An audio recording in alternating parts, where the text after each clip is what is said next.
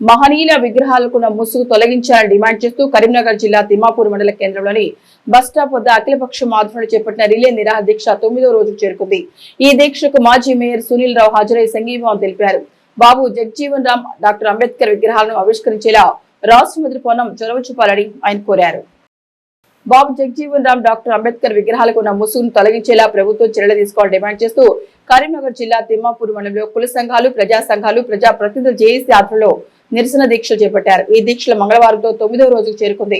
ఈ దీక్ష శిబిరాన్ని బీజేపీ నాయకులు మాజీ మేయర్ సునీల్ రావు సందర్శించి వారికి సంఘీభావం తెలిపారు। విగ్రహాలను నెలకొల్పి 2 ఏళ్లు గడుస్తున్నా ఆవిష్కరణకు నోచుకోవడం లేదని ఆందోళన వ్యక్తం చేశారు। మాజీ ఎమ్మెల్యే, ప్రస్తుత ఎమ్మెల్యే ఇద్దరు పరస్పరం ఆరోపణలు చేసుకుంటున్నారే తప్ప మహనీయుల విగ్రహాల తొలగింపులకు చొరవ చూపడం లేదని ఆరోపించారు।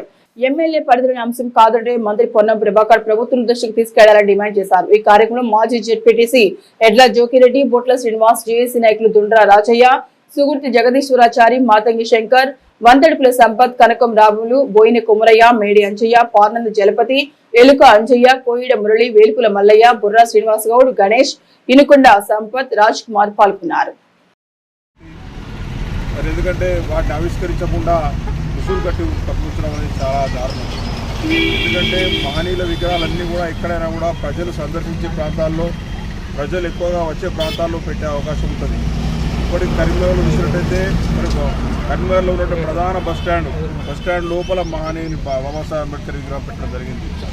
మరి బస్టాండ్కి మరి పేరు కూడా పెట్టడం జరిగింది, బాబాసాహెబ్ అంబేద్కర్ బస్ స్టాప్ అని కూడా పెట్టడం జరిగింది।